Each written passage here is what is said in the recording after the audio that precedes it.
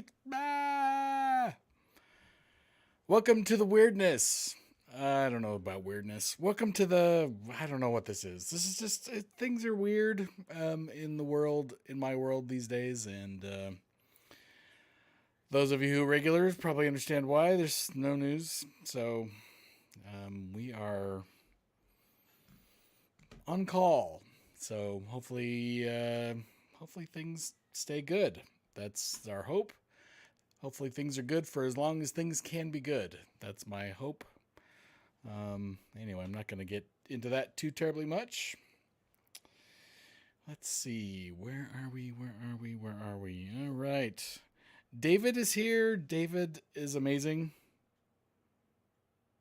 Okay. There it goes. Hopefully that went out. Nope, that was muted. I just noticed. That was muted. Let's try that again. Hopefully David heard the gong there. Yeah, so weird times here. Wakey, wakey, David says. Those of you who are regulars are aware. I think you're probably aware.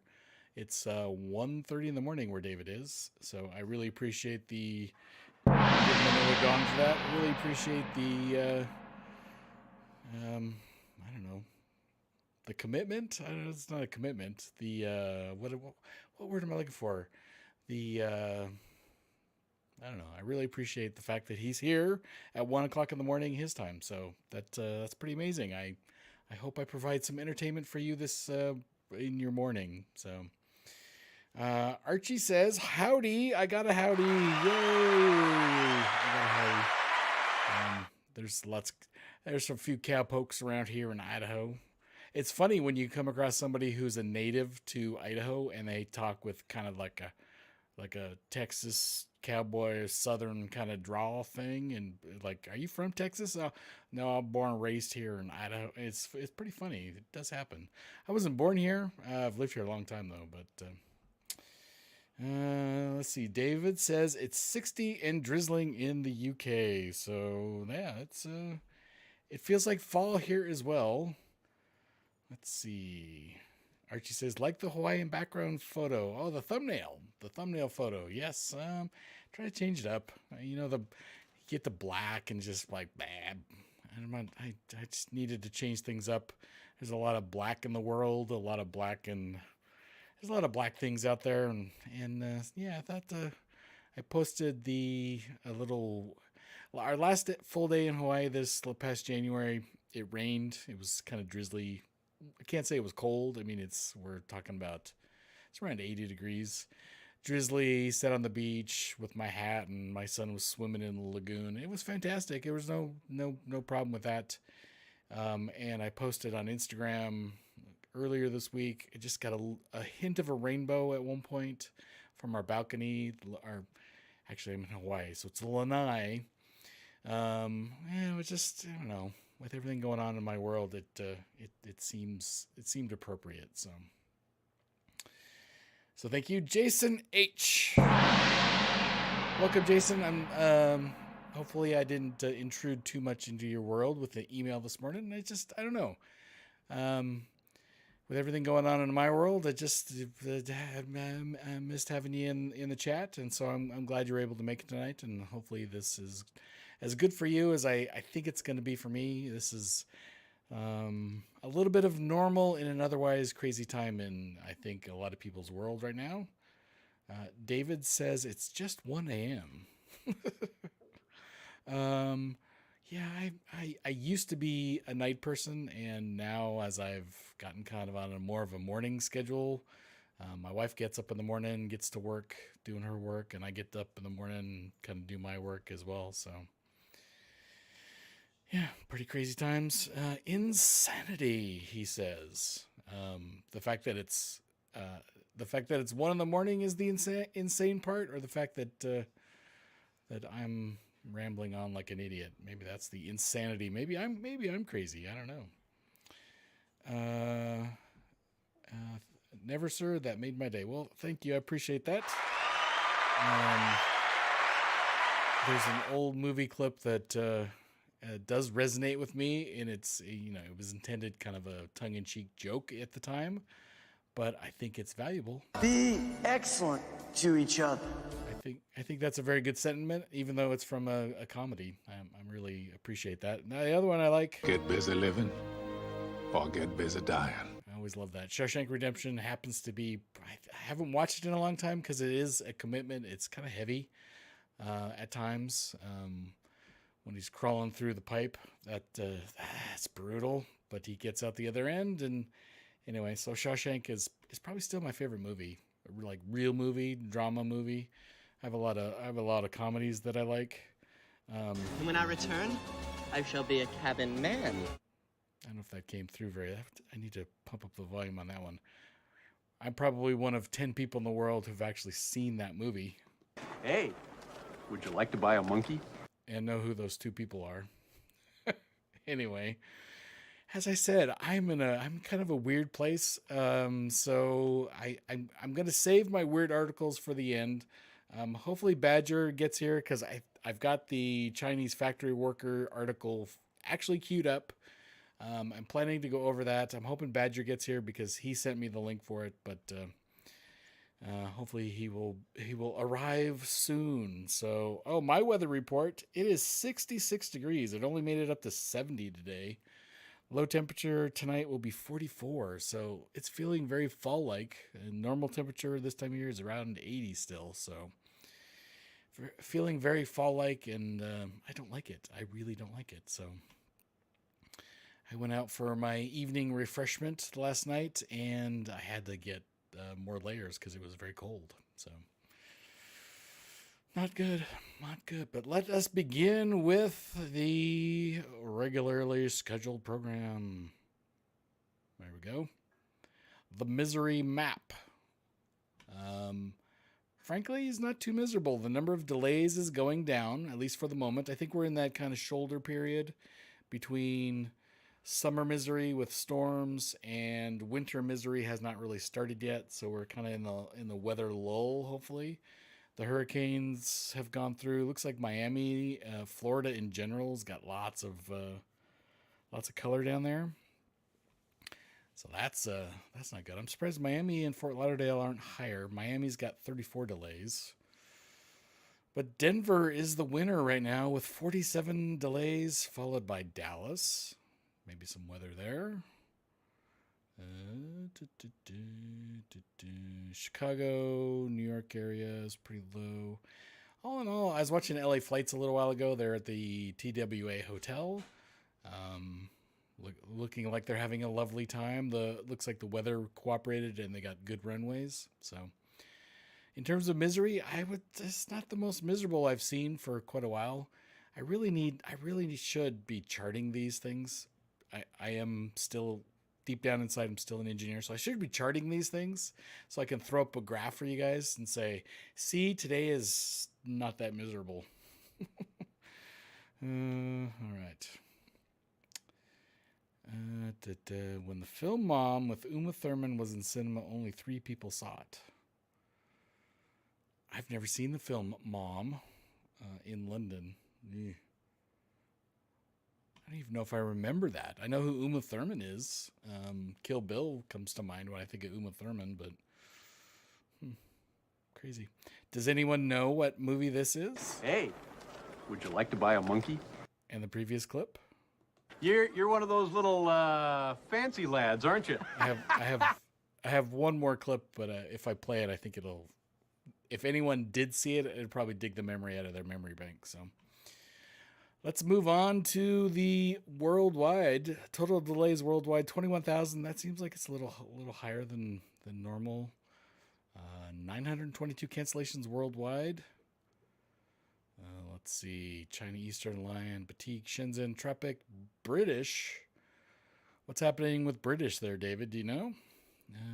Air New Zealand, Wings of Body. Let's see. That's 1, 2, 3, 4, 5, 6, 7, 8, 9, 10. They're in the top 10. Wings of Body. David asks, Ace Ventura. No. Would you like to go for Double Jeopardy? Would you like to go for Double Jeopardy where the scores can really change? This clip. Hey, would you like to buy a monkey? maybe it's kind of low. It's hard to hear. He's a talk show host. All right, let's check the dots. London Gatwick, London Stansted, Fort Lauderdale, Vegas. Lots of delays due to thunderstorms. Looks like they had a little bit of weather has rolled through the Vegas area. Fun. Let's see, Orlando, Miami, SeaTac, low clouds, and Palma de Mallorca. So let's look. Seattle is yellow. Yeah. How about Europe? A couple yellow. London. London. Look, got some rain went through there. Rain doesn't have to be a lot of rain. Throws a lot of slowages in there. Slowages in there. I don't know about that. And then we've got. I'm guessing this might be the remnants of a hurricane here in the middle of the Atlantic. David and Archie. Look at you two. I'm assuming you've both seen that. I used to love David Letterman. I feel like he kind of went crazy. I wonder if he had a stroke. And Chris Elliott is the star. And when I return, I shall be a cabin man. And then I got one more. These pipes are clean. I love that movie back in the day. I guarantee. I don't think my wife has ever seen that, nor will I. That's one that I won't make her watch either, because I think she would probably divorce me immediately after that. So, but yeah, I was looking for clips to intersperse my upcoming video about seat maps, because seat maps, frankly, are not very exciting. It's not really seat maps, how to pick the best seat. But even that's kind of like dry. It's like desert-like. Search engine, you cheated. Cheater. How about no? Cheater. Fine, be that way. Anyway, yeah, so when Cabin Boy came out, I was all into David Letterman back then, and I found that to be a few very hilarious moments for me. That gives you some insight into the insanity that's in here. So if you've seen that movie, you would understand. I don't know that I would be so enthusiastically supporting that movie today, but maybe. I don't know. I have it on my computer, so I could watch it, but at least you're honest. Yes, thank you, David. Honesty is the best policy. Moving on from honesty to government. That's a pretty good segue. That's serendipity right there. I think that worked out really good. Let's make this a little bit bigger, or at least try to. Biden picks former aviation official to head the FAA. And if you are regular here, you know that I've discussed a lot of the near misses, and some of the blame has always dropped on the fact that there is no official head of the FAA. They have had an acting head of the FAA, but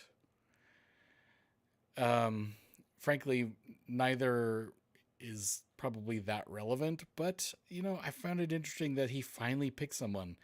The former vice president has been in office for almost 3 years now, and it took that long to pick someone to run the FAA. So the article says, and this is old. As I was doing some searching for other things, I came across this. So this is from September 7th. The White House said on Thursday, the former vice president is nominating a former senior aviation official to head the FAA that has been without a permanent head since April of 2022. So it's only been without a head for about a year and a half. Biden is tapping Michael Whitaker, currently chief commercial officer for Supernal, a Hyundai, whatever your choice is, company developing an electric air vehicle, who served as deputy FAA administrator under President Barack Obama. Anybody else see a potential conflict of interest there? Because doesn't the FAA approve new aircraft? Did Michael Whitaker have to sell all of his stock in Supernal or Hyundai to get this job, perhaps?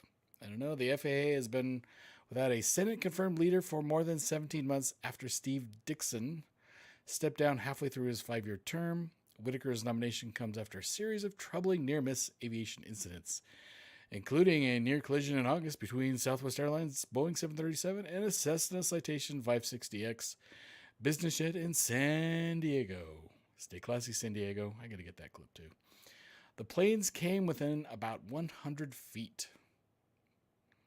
The FAA needs a confirmed administrator, and Mike Whitaker knows the right leader. Oh, sorry. And Mike Whitaker is the right leader for the job, Secretary Pete Buttigieg said.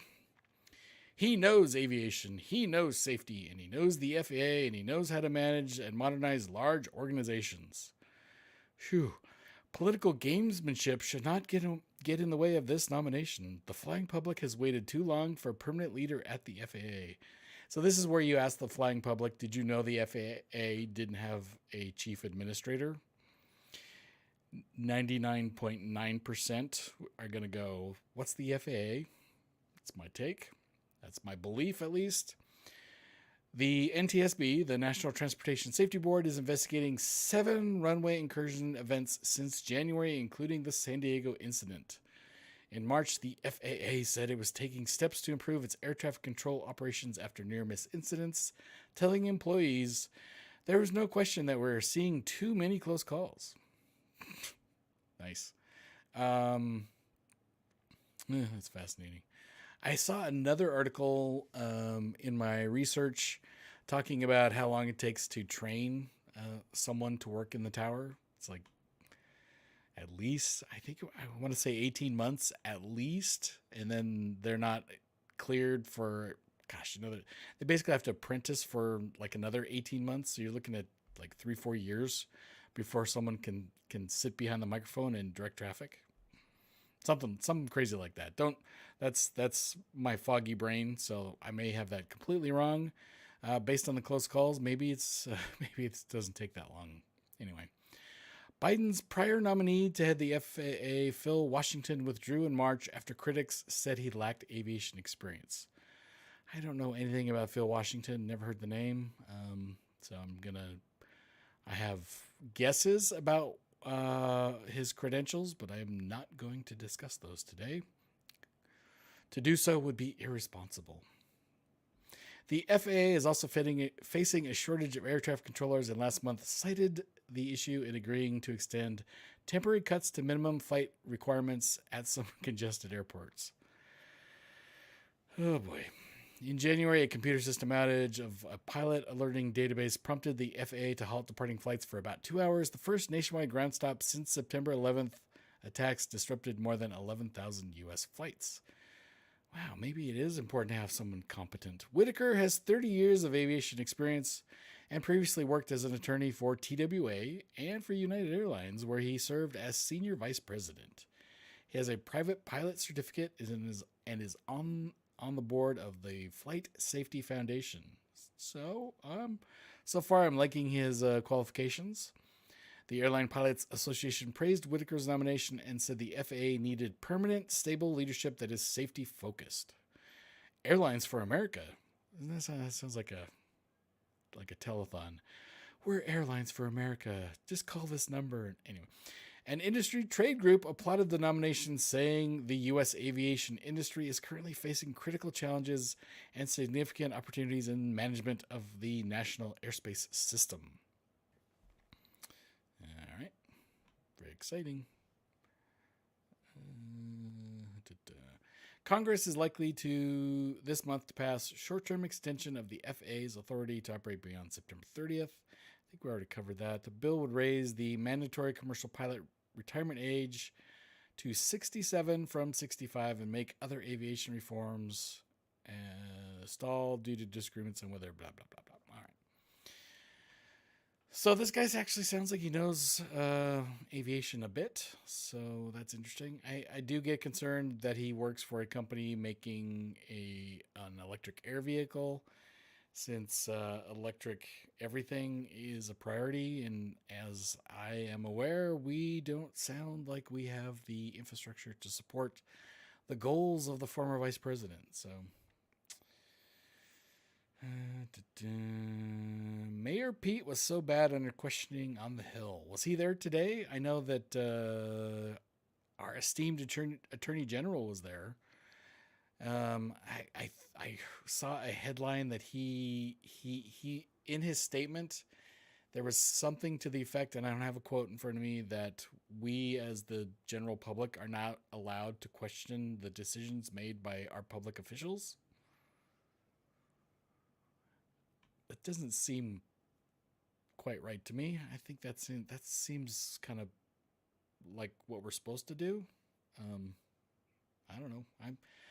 Maybe I forgot my civics class. It's been a long time. But I thought part of our job as citizens was to question the government because they're there to serve us. I thought it's radical. I think that's a radical position. Maybe I got that all wrong. I don't know. I don't know. David says Airlines for America sounds like a lobbying group. No, I can't believe you would think that. Much partisan posturing. Yeah. This is where I wish I had the, can't we all just get along?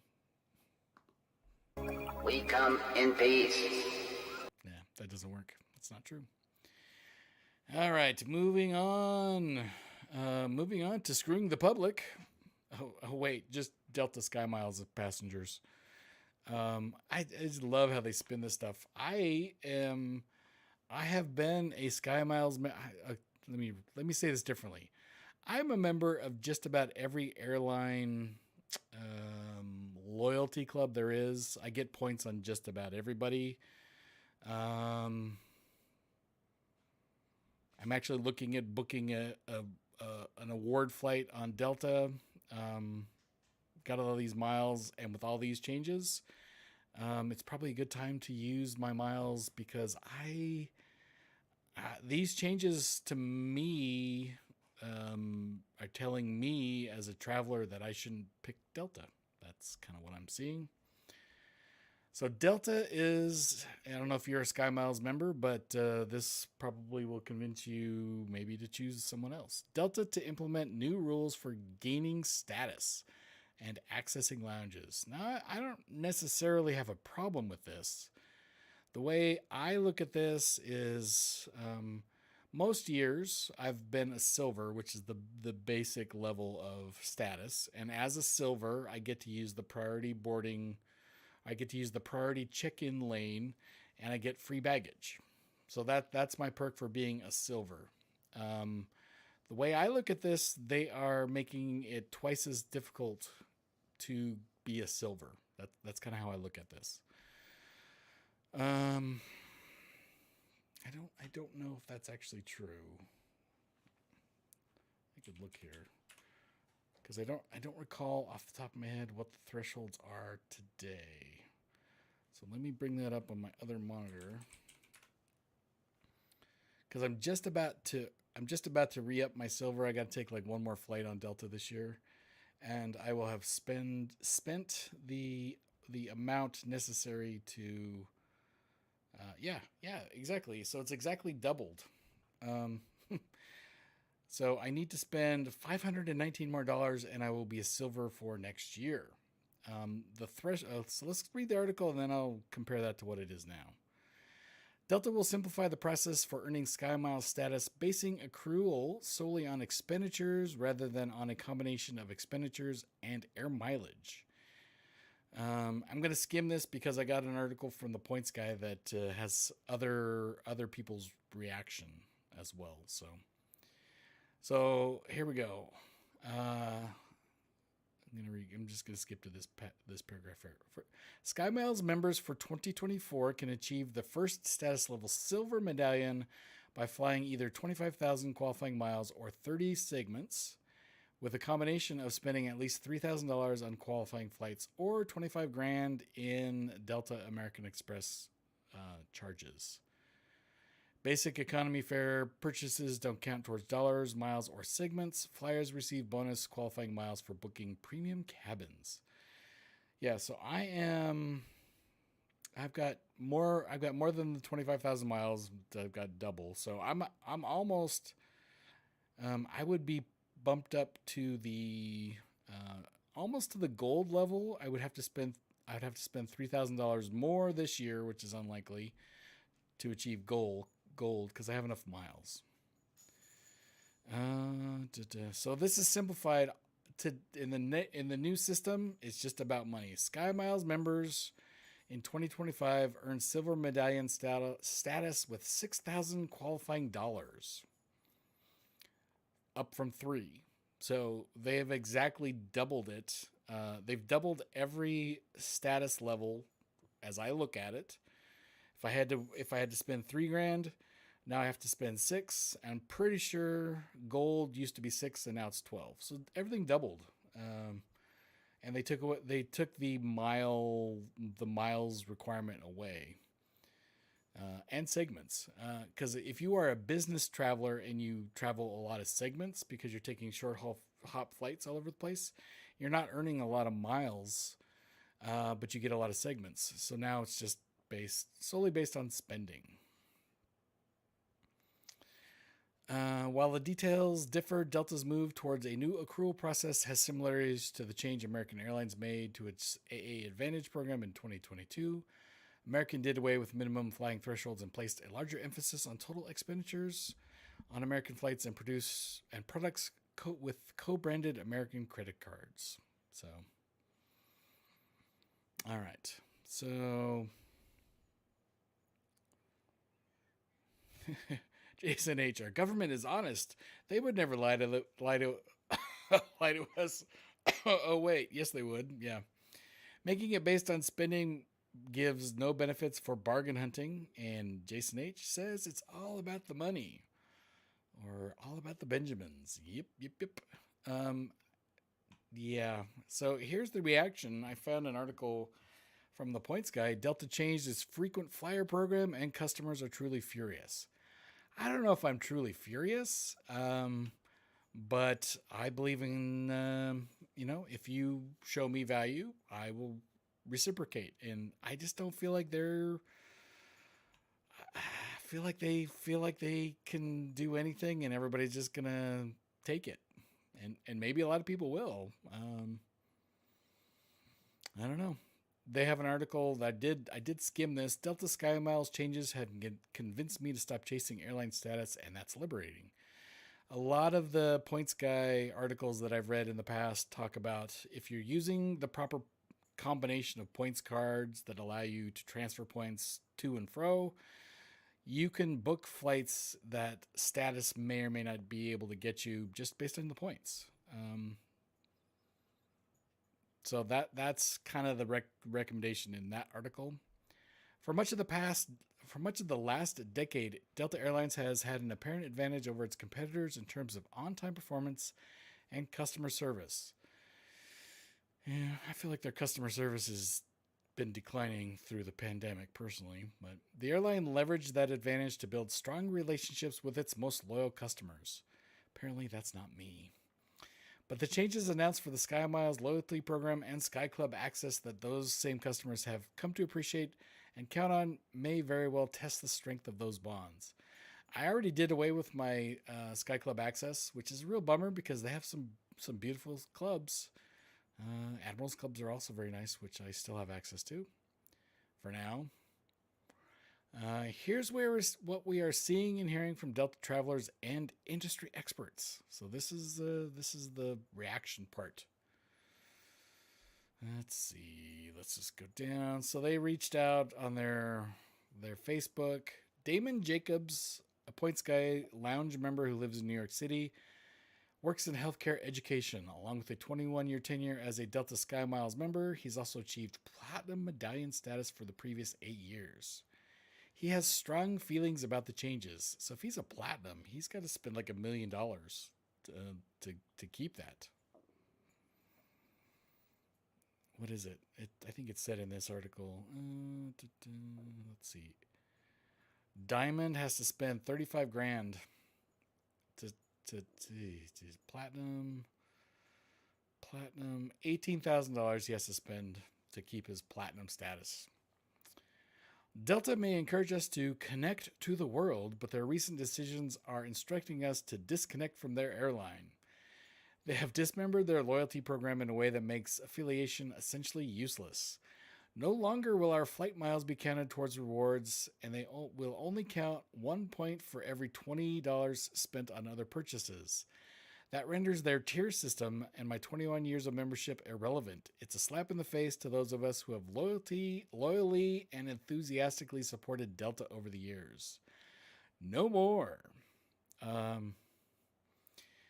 Jacobs went on to say that the severity of the new changes means that not only would he not be able to achieve platinum medallion status, he would struggle to attain silver or gold status. Experts who follow the travel industry closely are equally concerned about the severity of the announced Delta changes, but they are far from surprised. Brent Snyder, president of the Cranky Flyer aviation site and Cranky Concierge travel service, wasn't fazed by the announcement, saying, "Anyone who put value in SkyMiles and expected that to remain, what have you been watching the past few years?" Yes, I agree. This is exactly why I am looking to spend my SkyMiles before they're frankly even less valuable than they are now. Delta believes it offers a premium product and a valuable slate of elite benefits that they can only offer to a set number of travelers, Snyder says. They have long subscribed to the belief that if everyone is elite, nobody is elite. Upgrades, which are one of the holy grails of elite benefits, are more scarce today, and the airline will likely continue to sell more premium seats.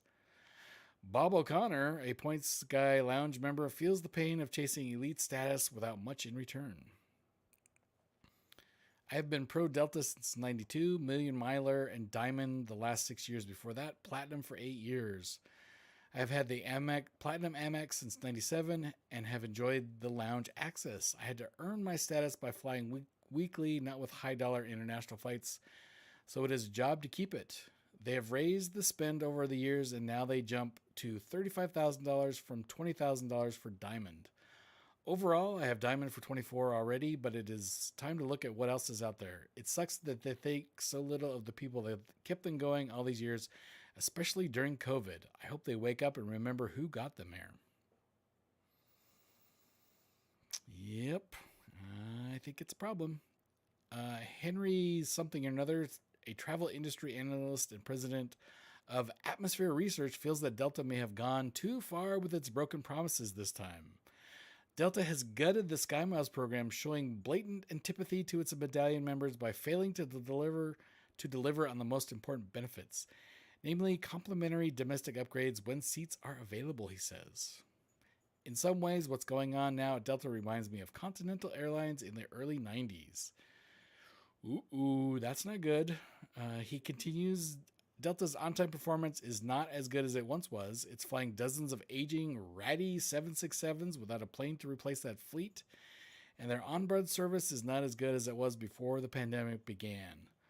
100% agree with that statement.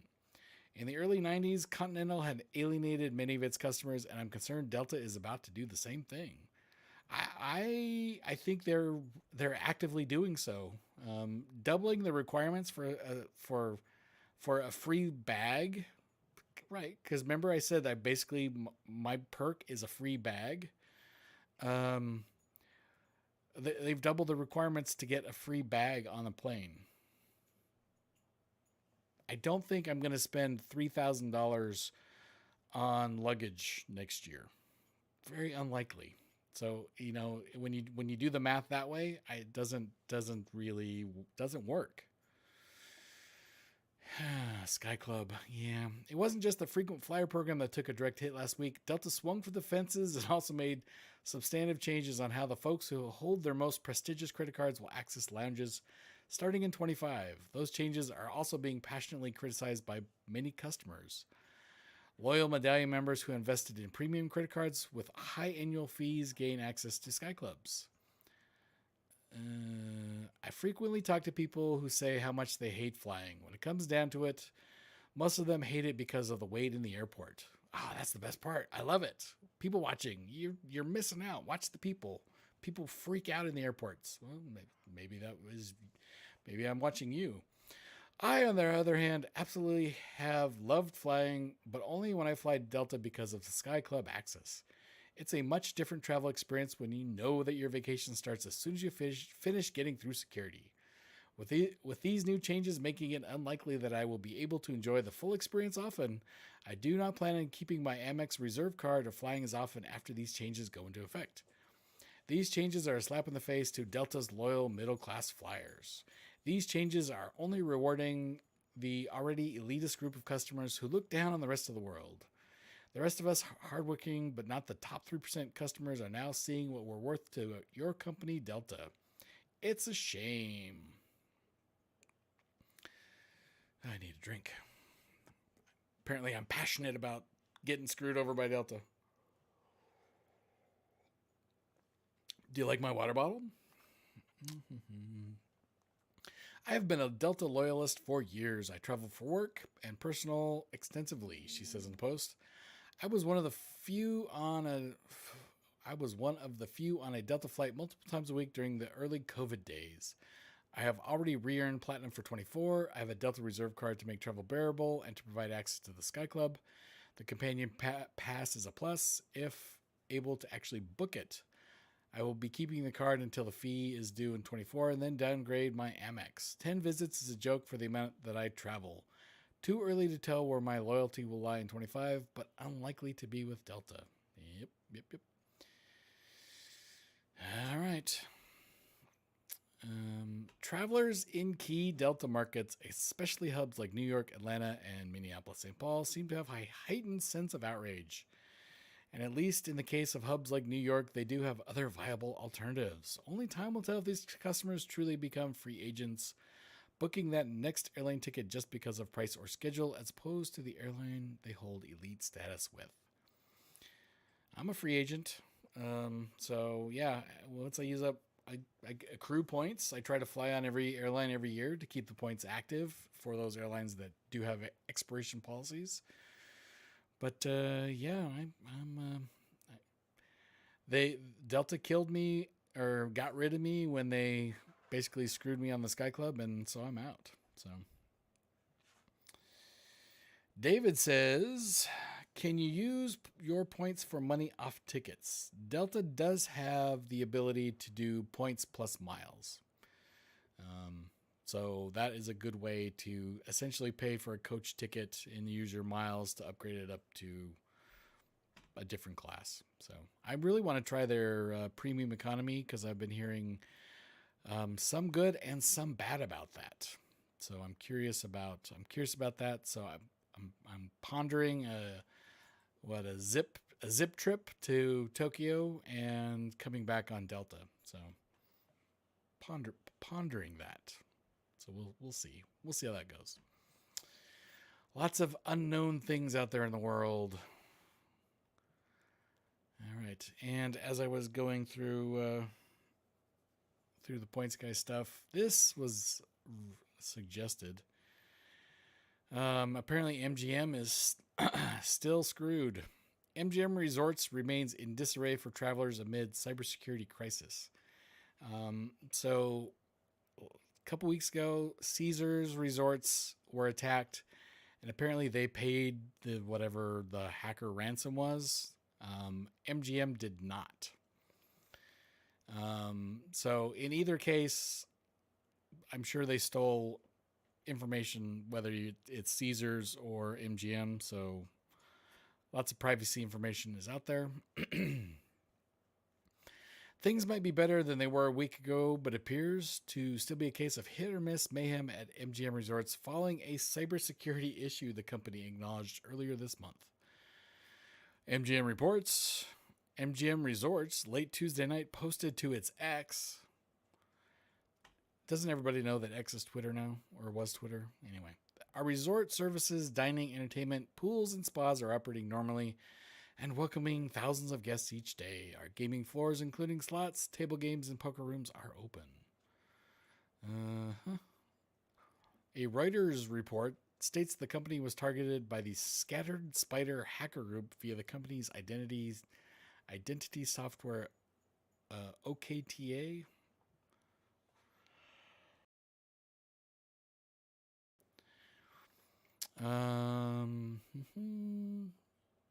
CBS News reported that hackers similarly targeted Caesars Entertainment, which paid millions of dollars in ransom, but still saw a significant number of loyalty customer data stolen. That probably includes me. No comment, no comment, no comment. What's working and what's not working?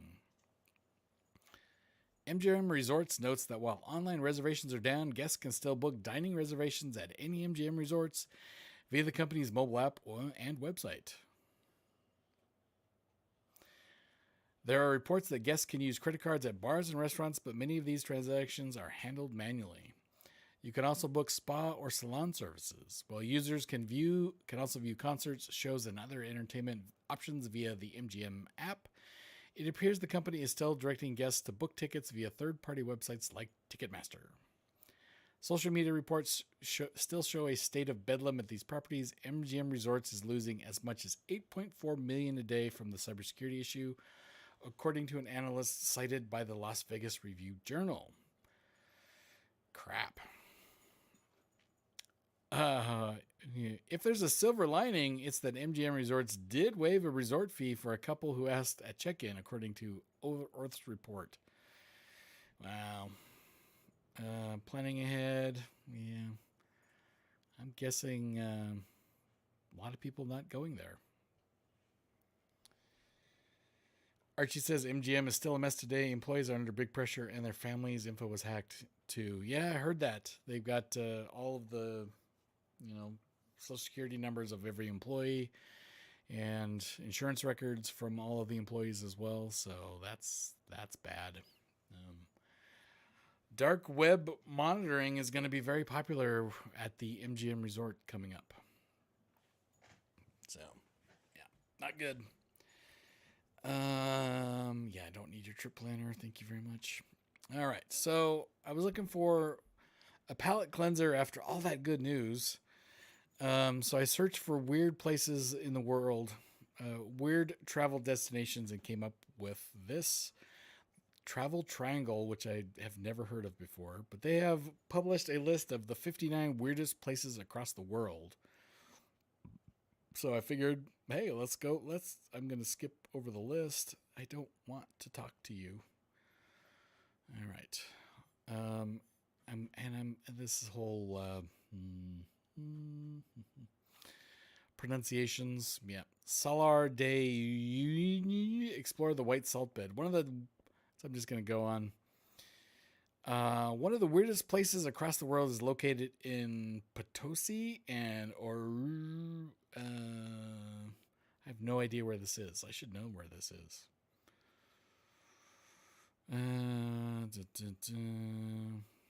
This is the world's largest salt pan and one of the strangest places in the world. Oh, it's in Bolivia. I can read. The best site of this space can be observed from the central island. This is the remains of a prehistoric lake that dried off and left behind a void space of bright white salt, rock formations, and cacti islands. Okay. Beautiful pink flamingos. That's cool. All right. Cool. So that's a strange place. All right. That's creepy. Lake Natron, the scariest lake. This is in Tanzania. Tanzania. Looking for some weird places in the world? How about this terrifying lake? Animals that die in this African lake are turned into statues through calcification. The presence of huge volumes of sodium bicarbonate ensures they turn into mummies.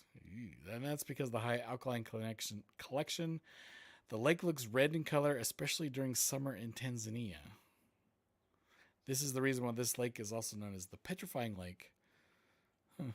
In spite of all these conditions, it is a grazing ground for the lesser flamingos. Crazy.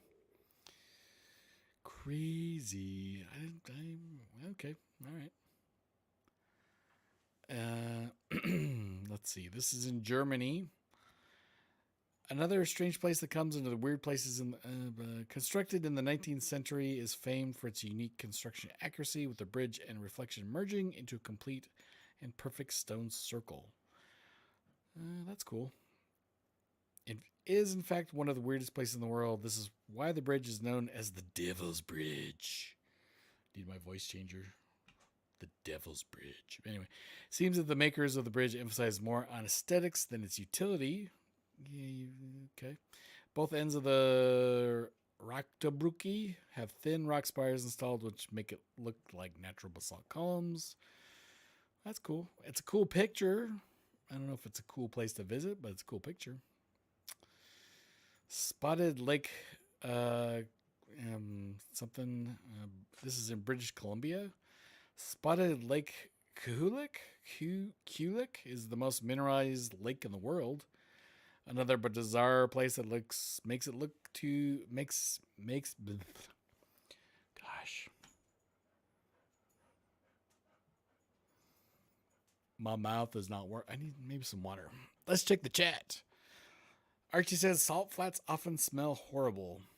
I don't know if I've ever actually been to a salt flat. I mean, I've driven by Salt Lake in Utah, but David says, I know a computer security expert who goes to the security conference in Las Vegas. He told me how to spot NSA there, and no one uses a credit card within 2 miles of the conference. Really?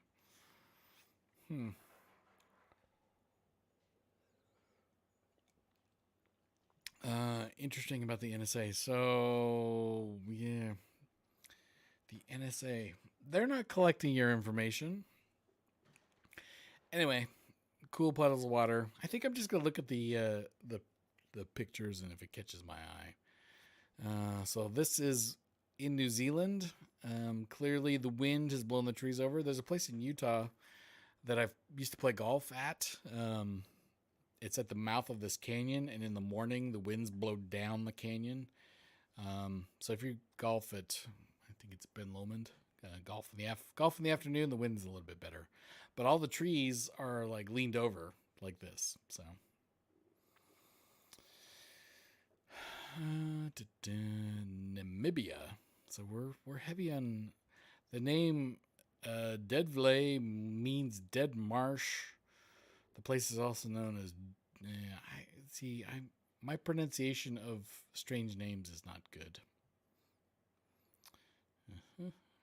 Lots of dead trees. That's a pretty cool landscape. I think I've seen that in a movie. I don't remember what movie, but underwater park, fun below the water in Austria.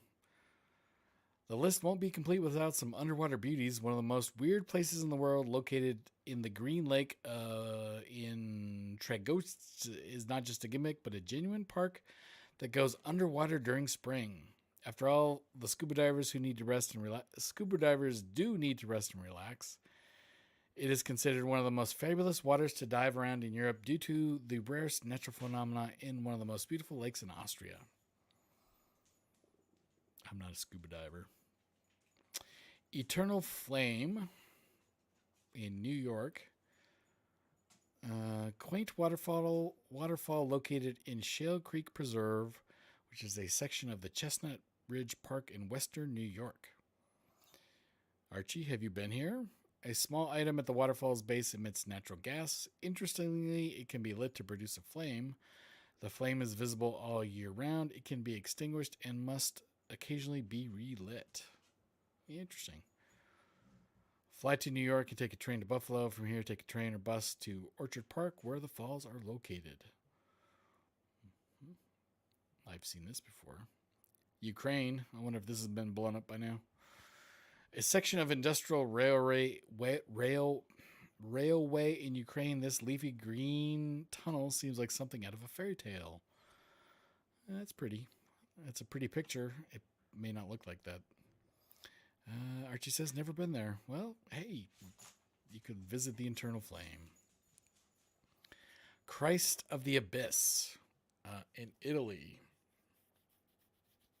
Sorry, itchy nose. 2.5 meters tall bronze statue of Jesus Christ is underwater. Okay. So far, these are weird, but I don't know that I have a compelling need to go visit any of them quite yet. Do you? Any of you? Any of you out there? Got a compelling need to visit any of these weird places yet? The Silver Rift, one of the most obscure places in the world, separates two continents and two tectonic plates, namely the North American and Eurasian plates. It occupies an area of approximately 600 by 200 meters. So those are the top of the two plates. Okay. Yeah, I don't want to talk to you. So this is in Colombia, the River of Five Colors. Mm-hmm. Again, pretty pictures, but I don't think I need to go there. Jellyfish Lake. How about no? No, thank you. That creeps me out. It's like swimming in a booger bath.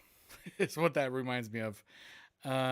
There are 70 marine lakes. This is in Palau. I saw this on like an old season of Survivor when I watched Survivor back in the day. I haven't watched Survivor in quite some time, but Blood Falls witnessed the red water flow. This is in Antarctica. Blood Falls provides a creepy relief. The water is red in color due to the presence of huge amounts of irons. Definitely makes the list of strangest places in the world. I actually would like to take one of those Antarctic cruises. I think that would be kind of cool. Because even today, there's not a ton of people that get to go there. So, Painted Hills. I think I've actually seen this. The Badlands are cooler. They're in South Dakota, but all right. Confluence of rivers. There's actually a river in Alaska that you can see this as well. Two rivers. You've got a muddy, silt-filled river and a very nice, clean river. This is in Switzerland. Define contrast between these two rivers in Switzerland. One is blue and the other brown. They never fully mix due to the difference in density. Oh, that'd be a good clip. It is your density. Anyway, they mix in Geneva, which is situated in Switzerland. It's hard to walk by this beautiful marvel and not to feel overwhelmed what nature has to offer. Yeah, again, cool picture, but can you really see much from the actual surface of the water? Kind of need a drone. Oh, I've done this. I've actually seen this. This is a pretty long exposure because, So actually, one I've seen, and at the time I was not a good enough photographer to actually take a picture of this. But when you walk along the beach at night, when you step on these little bioluminescent sea plankton, and they like flash. So, yep. The tourist footfall seems to be only increasing after the sea was featured in far and few Bollywood and Hollywood films. Maldives is listed as one of the cheapest destinations in the world. Really? I don't know if I buy that. Still one of the best places I've ever been. But yeah, I have seen this at night. Pretty astounding. May to November.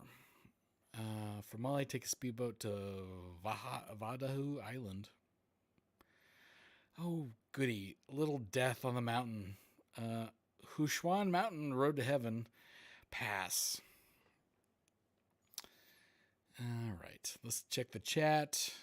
The Silver Rift might be interesting to visit, but there will be a drier location in Iceland. Does the fault go, or the two plates cross Iceland? That's probably why Iceland is all filled with volcanoes then, right? I'm smart. The Plough Lake was on a BBC Nature documentary years ago. Yeah, just creepy. The jellyfish are dangerous and migrate across the lake to stay in the sun and submerge deeper at night. There are similar luminous seas in Mexico. I'd rather go to the Maldives. And I'm not going to do the mountain here. Pass. Nelson's Lake National Park in New Zealand. There's an area of, if you want something similar to this closer to home, there's an area in Lake Tahoe with a bunch of big giant boulders submerged. And so if you had a canoe on top, it would look like you were floating on that. Just kind of cool. I still don't want to talk to you. The giant crystal cave in Mexico. Now that's kind of cool. That looks like Superman the movie, the motion picture. anyone out there seen Superman the motion picture? Christopher Reeve? Anyone? Yeah. All right. Well, I enjoyed that one. Vinacuna Rainbow Mountain in Peru. Wow, that's stunning. Wonder if it's that saturated in real life. Maybe, maybe not. Japan. Scientists have only been able to confirm that this monument underwater in Japan is 5,000 years old. Still not confirmed whether it's natural or man-made.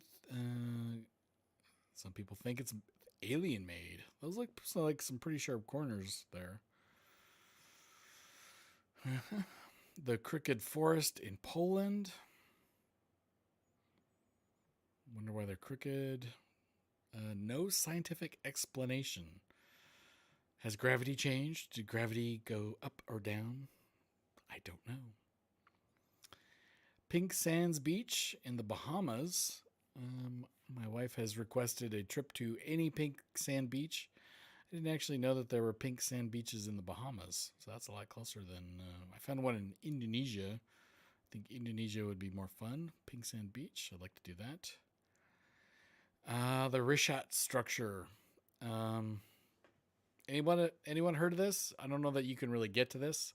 In Mauritania in Africa. I got a cough.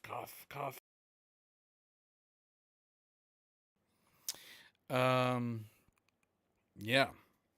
So there is one of the guys I watch on YouTube has speculated that this is the remnants of Atlantis. Jimmy Corsetti, by the way. If you want to go see his reasoning for this as the location of Atlantis, Jimmy Corsetti on YouTube. So yeah. I don't know that you can get there. I don't know that it's open to. I don't know that the country of Mauritania is open. I don't think anybody can just go there. So keep that in mind if you want to go there. Watch Jimmy Corsetti's video first. Randall Carlson believes that Atlantis, if you believe in Atlantis, believe it was a real thing, is off the Straits of Gibraltar in the Atlantic. The giant blue hole in Belize. Might be going to Belize in the spring, so maybe I'll visit the giant blue hole. I don't know, it's kind of creepy looking. Giant blue hole in the ocean like that. I bet that's probably the remnants. I can't remember what they're called. It's probably that's probably the result of the dinosaur killing. The dinosaur killing meteorite. That's my guess. Claimed the lives of many divers. I do not. I'm not certified to dive, so I won't be doing that. The Dead Sea, float on the water. Yep, because you are less dense than the salt water.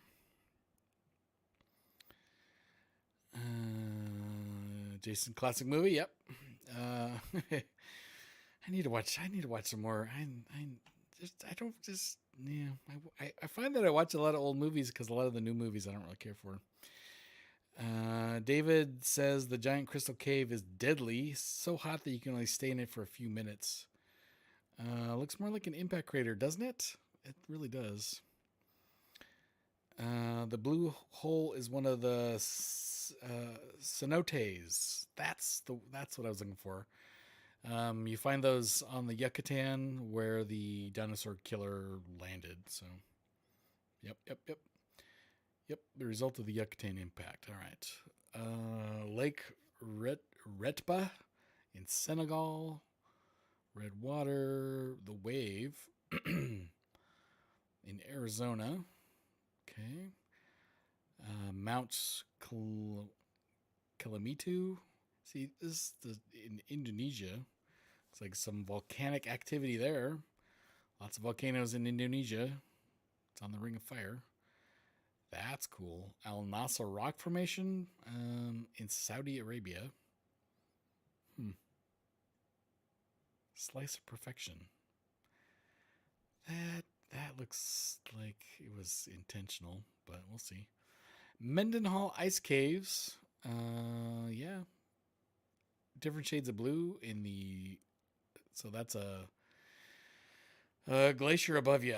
I'm surprised that guy doesn't have a helmet on. Not that a helmet would probably keep you from getting killed if one of these chunks landed on your head. Fingal's Cave. I've seen pictures of this in Scotland. That would be cool to go visit. I don't know if you can. Ruby Falls. Visit the underground waterfall.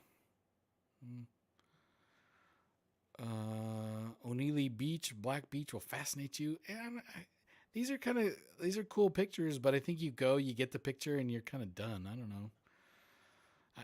None of these have compelled me. None of these so far have compelled me to go just because of that thing. So I think if I was in one of these countries, I would probably do it. This is in Chile. Marble Caverns. The Jungle Village in Myanmar. Again, I don't know that I can go to Myanmar. Iguazu Falls, the world's widest waterfall in Brazil. That'd be cool. The Doorway Railway, get a city tour in Vietnam. I think I can go to Vietnam now, so that would be interesting. Kakohe Beach, the beach with giant boulders in New Zealand. I may not be saying that right. Monolith of Uluru, world's largest rock in Australia. I thought it was like Ayers Rock. Did they change the name? Change it to the indigenous people's name, perhaps?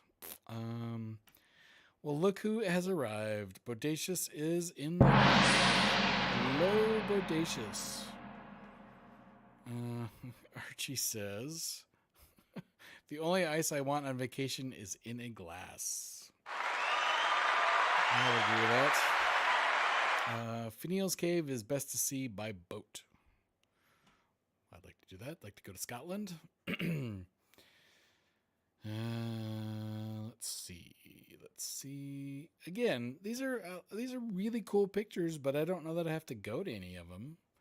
Just they're weird places, but none of them feel that compelling to me. Anyway, and I would go. I would definitely go to all of them. Most of them. There are a couple countries that I don't think I would probably want to participate in, but the Danakil Impression, the place with acid pools. Oh, yeah, in Ethiopia. Let's go visit acid pools. Get pass. This one I've actually seen before. It shocks me that they let people in these because it takes thousands, millions of years for these travertine cascading pools to form. They have these in Yellowstone National Park. A group of small pools that result from calcium carbonate deposit. Looks cold, but these are actually pools of warm water fed by an underground spring. The area is immensely famous among the locals and tourists alike for the carbonate mineral left by flowing water, which lends this natural site the name Cotton Castle. This place in Turkey is a sight to behold, and we recommend you stop by there on your trip to the region. I just don't know that... I think if you are hanging out in these, you're going to destroy them. And they're walled off in Yellowstone or fenced off, or I mean, you can look at them, you can get good views of them. I've got pictures of it, but you're definitely not allowed to go in them. I mean, it's a no-no.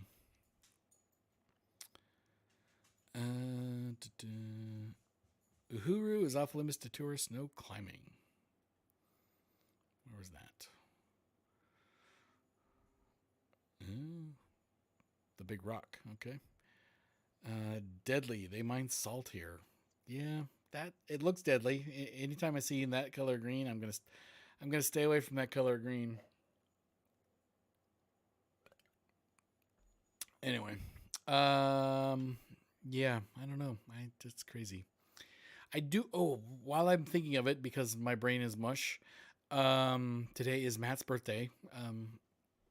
Due to his birthday and other things and stuff, is why he's not here tonight. I had him tentatively booked, and then he's like, "Oh, it's my birthday. I'm going out to dinner with my family."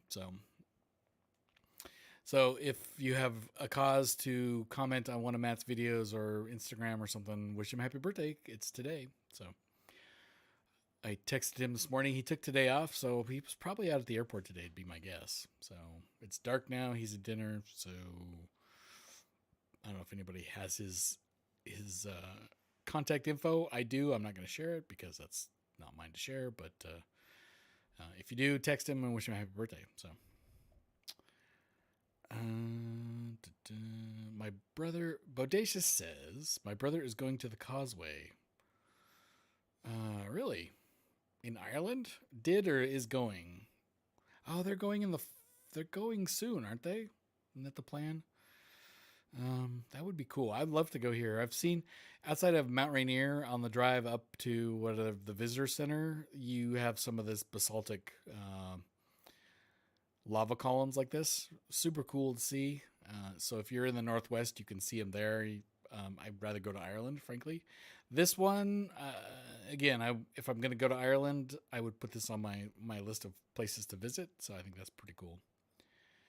David says the Italian tried to build a railroad and the locals killed them and made daggers from the track.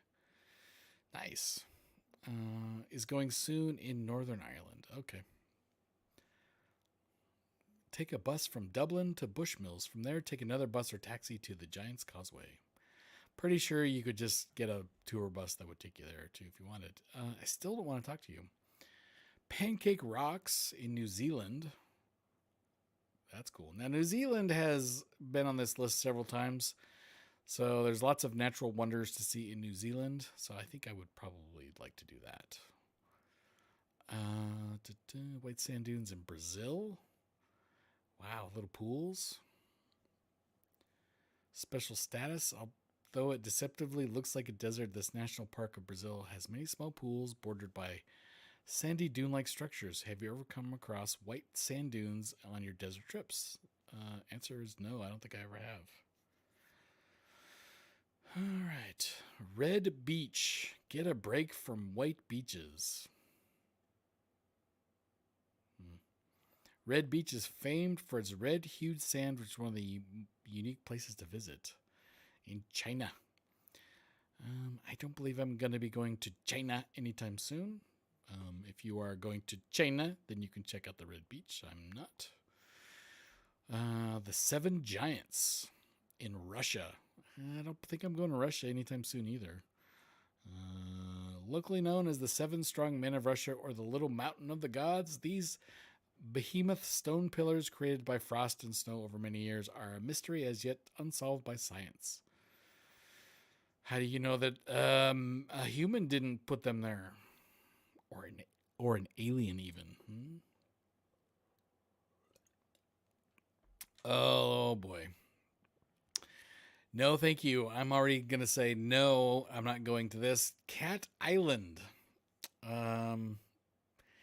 Pass. An island that is home to a mere 100 humans and thousands of cats. No, I'm not going to go to that. I think my daughter and my wife may enjoy the Cat Island. I just imagine this island smelling like a cat box. I'm out. Oh, how about no? Inconceivable. Ain't nobody got time for that. Yeah, that's the best one. You can go to the Giant's Causeway and Fingal's Cave on the same trip, different ends of the same basalt feature. Well, that would make sense. Again, if you book a bet money I'll bet money that if you looked, there's a tour that would take you to both. Cat Island is in Japan, correct. Take a train from Sendai to station, and then a bus and a ferry to the station to Island. So, yes, Cat Island in Japan. Bodacious asks, isn't my house Cat Island? It feels like Cat Island. Yeah, you get randomly attacked. There's none behind me. They were, I believe, the cat mom has fed them, and so I have not been attacked this evening. So that's good. Good for me. Let's see, those sailing stones in Death Valley. I heard Death Valley got inches to a foot of rain this past summer, and so it's been significantly eroded, probably like 1,000-year storm hit Death Valley, so probably a lot of it looks a lot different. Death Valley in California is one of the weirdest places in the world, owing to the phenomena of the sailing stones that have bewildered people for generations. In 1915, people had discovered a track here which indicated that a particular stone had moved from its place on the dry land. The sailing stone had immediately been recorded, and the locals began to further study it so they could learn more about the mystery. A lot of rocks have moved on their own since then, and the natives believe it happens because of the formation of ice around the stones, although it's not confirmed. Unfortunately, about all that got flooded out. So, anyway, Death Valley, mid-October to mid-May. Yeah, don't go in the summertime. The sailing stones are not that far from me. No, I could probably drive. It would take me from where I am in the Boise Valley to Vegas. It's like 9 to 10 hours. So I could get to Death Valley in another hour after that, probably. Magnetic Hill. Magnetic Hill is known to be one of the most unique places in the world, where when you travel to the land, you'll come across this place which tends to pull vehicles. This is essentially a tiny stretch of road on a hill that lies on the Shringar Leh Highway. The mystery is that you can park your vehicle here, turn off the ignition of your car, and your vehicle will slowly start moving on its own. Interesting. Do you have to leave it in neutral? Some more big boulders. We saw they were getting repetitive. We saw that earlier. The Suicide Forest, which is in Japan.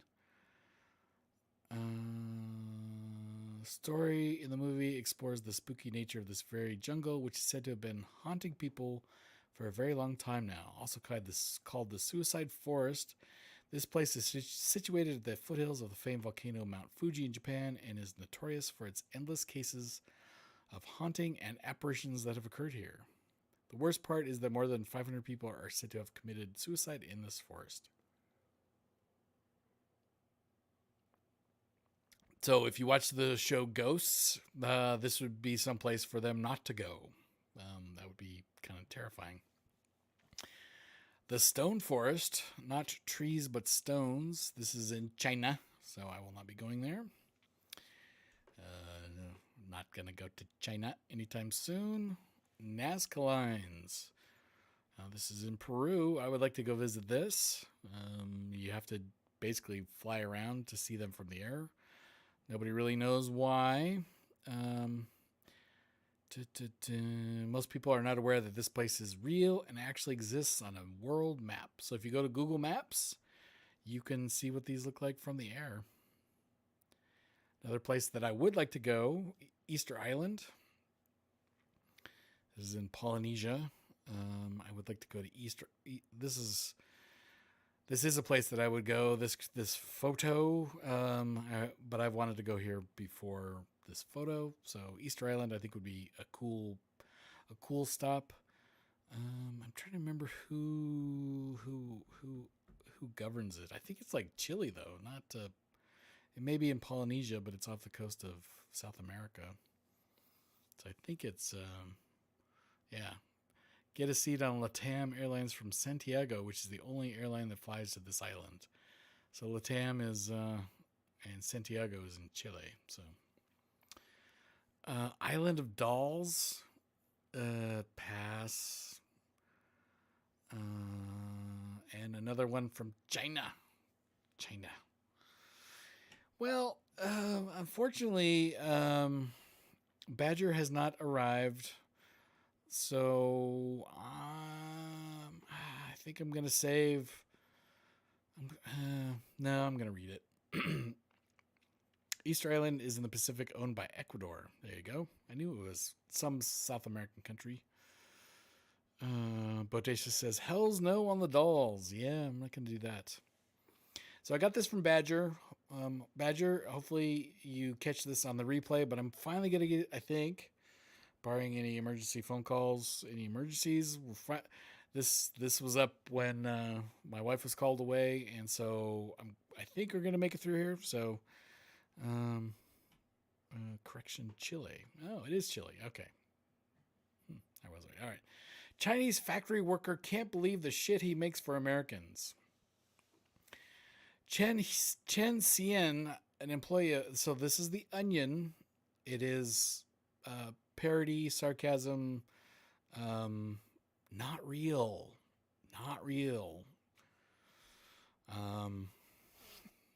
Even though I'm sure. Anyway. Expressed his disbelief Monday over the sheer amount of shit Americans will buy.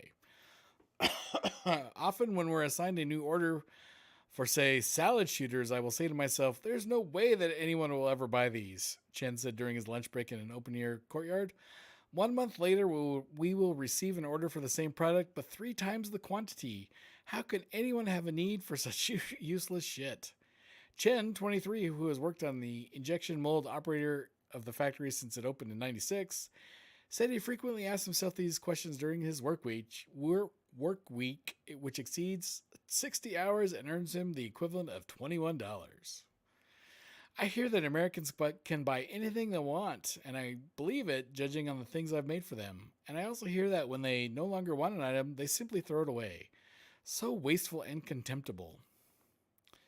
Among the items that Chen has helped create are plastic bag dispensers, microwave omelet cookers, glow-in-the-dark page magnifiers, Christmas-themed file baskets, animal-shaped contact lens cases, and adhesive back wall hooks. Sometimes an item the factory produces resembles nothing I've ever seen, Chen said. One time we made something that looked like a ladle, but it had holes in its cup and a handle that bent down 90 degrees. The foreman told us that it was a soda can holder for an automobile. If you're lucky enough to own a car, sit back and enjoy the journey. Save the soda beverage for later. Chen added, a cup holder is not a necessary thing to own. I'm going to take that out. It hurts. Chen expressed similar confusion over the tens of thousands of pineapple cores, plastic ice shaders, toothpick dispensers, and dog pull toys that he's helped manufacture. Why the demand for so many kitchen gadgets, Chen said. I can understand having a good wok, rice cooker, a tea kettle, a hot plate, some utensils, a good china, a teapot with a strainer, maybe a thermos. But all these extra things, where do Americans put them? How many times do you use a taco shell holder? Oh, I really need this silverware drawer sorter or I will have fits. Shut up, stupid American.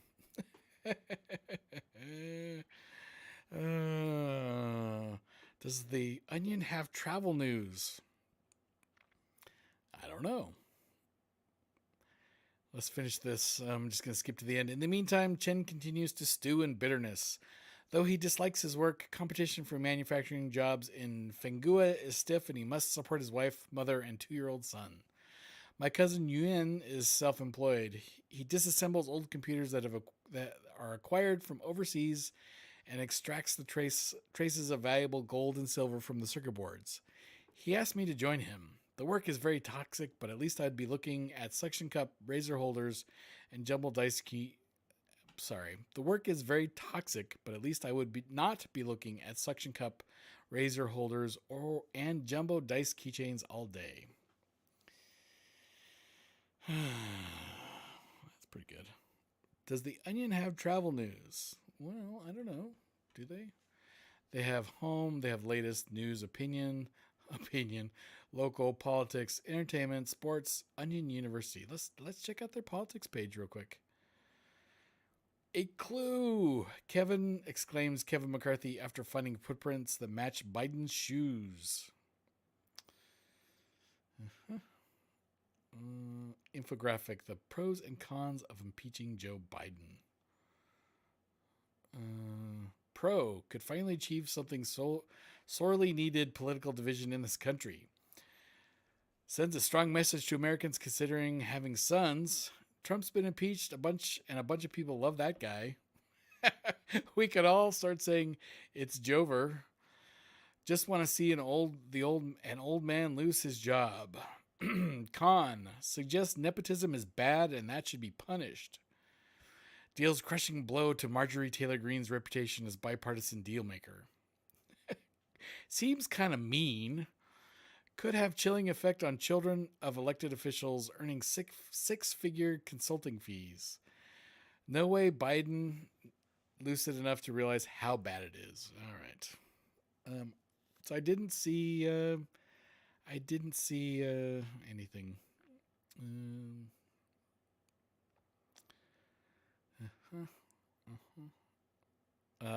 I think The Onion, if you enjoy The Onion, another one that I that I see on Instagram is the Babylon Bee. The scary thing about the Babylon Bee, another satire, that's what I was looking for. Another satire site is that some of the Babylon Bee's satire has turned into reality, which is not good. Not good. But that is it. Maybe When I return, I shall be a cabin man. maybe I'm a cabin man now. These pipes are clean. I have to watch that movie. So that's from Cabin Boy Bodacious. We were talking about that earlier. Since you're in chat, I don't know if you've ever seen that, but yeah. It's amazing. It's at the level of Mars Attacks. It's just underneath Mars Attacks. I love the smell of napalm in the morning. All right. So I think... Thank you. Thank you very much. I think that's all I got for tonight. And as Elvis says... Thank you. Thank you very much. Thank you for being here. Thank you all for coming in, and hopefully you enjoyed this evening's chit-chat. Mostly travel until we got to The Onion, and then it was mostly satire. Lots of good stuff on The Onion. I used to be a regular reader. I don't read it so much anymore. David asks if I got stories from him. Yes, I did get your stories, and unfortunately I didn't get them, and I didn't see them until like right before stream. So I'm going to save them for hopefully Monday. We'll go over those. I think there's still the one where the dude's running at the airplane, which is a turboprop. Nuts. Trying to get chopped up into little bits and pieces, I guess. That's not good. All right. Archie says best wishes to wife and family. Look forward to Monday. Yep. God willing, I will be in this chair on Monday. I'll give you a sneak peek. Let me give you a sneak peek of Friday's video. Let me see if I can pull it up. I'm gonna, I don't know if it's good. I don't know if it's bad. I'm gonna, oh crap.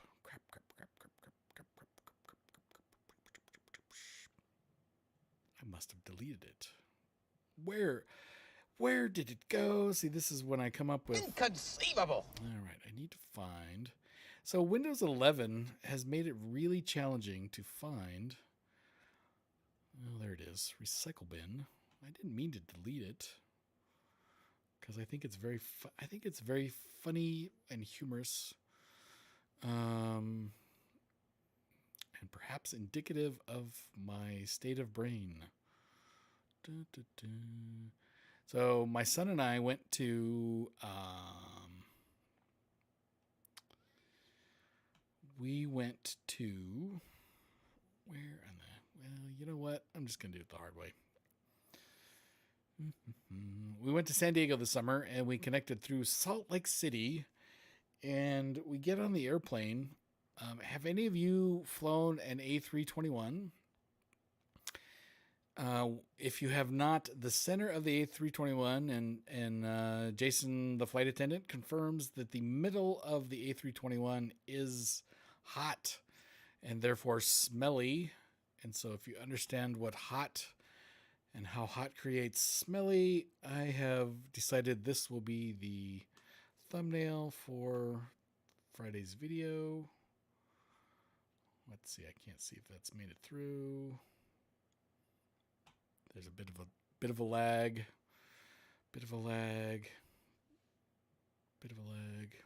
Yeah, it's got to, yeah. So there's the thumbnail. I think it's quite humorous. I hope you do as well. Hopefully it is enticing to people who are new here. We'll see. But yeah, it was smelly, stinky. I didn't dwell on it too much because I think it's one of those things that the more you dwell on the stench of an airplane, the more you notice the stench of an airplane. So, yeah. Must be a United Passengers. B-O, yes. B-O. So, anyway. Other than that, it was a lovely, as I say in the video, other than that, it was a lovely flight to San Diego. So, all right, last check of the chat. David, must be United Passenger. Bodacious says, be well, everyone. Yes, be well, Bodacious. And B-O. The same look when you see what Delta have done to their reward system. Yes, kind of wrinkly and like someone farted. It's like someone farted. Anyway, that's all for tonight. I hope you enjoyed this. And I will be planning on a Monday show, Monday at noon Eastern time. So we shall see if that happens. Hopefully things remain status quo, and it does. But we do not know the future. So that will be it for this evening. Thanks for watching. Really appreciate all of you coming in. We appreciate all the memberships as well. Jason H., good to see you here, my friend, and stay well, be happy, find some joy out there in the world to all of you, and bye-bye.